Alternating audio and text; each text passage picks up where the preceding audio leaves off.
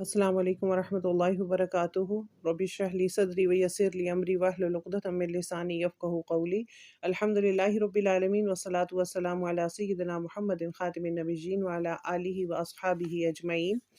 باب افشاء السلامی من الاسلامی، 27 نمبر حدیث کا مطالعہ کریں گے۔ حضرت ابو الخیر عبداللہ بن عمر سے روایت کرتے ہیں کہ ایک شخص نے رسول اللہ صلی اللہ علیہ وسلم سے دریافت کیا کہ کون سا پہلو اسلام کا بہتر ہے۔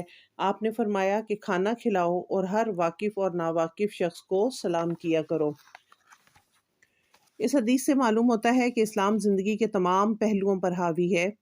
آپ نے اس حدیث میں جو جواب مرحمت فرمایا وہ اسلامی زندگی کے خاص گوشے کو نمایاں کرتا ہے، یعنی یہ بھی اسلام کا ایک بہترین پہلو ہے کہ بھوکوں کو کھانا کھلایا جائے اور ہر شخص سلام کرنے کا حکم دیتا ہے تاکہ معاشرے میں کوئی نادار شخص بھوکا نہ رہے اور ایک عقیدے کے مطابق زندگی بسر کرنے والے ایک دوسرے سے ناواقف اور اجنبی بن کر نہ رہیں۔ ان میں کوئی اور واسطہ نہ ہو تو کم از کم دعاؤں بھرے سلام کا ایک واسطہ ضرور ہونا چاہیے۔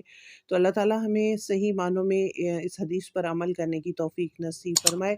سبحانک اللہم و بحمدک نشہد ان لا الہ الا انت نستغفرک و نتوب الیک۔ السلام علیکم ورحمۃ اللہ وبرکاتہ۔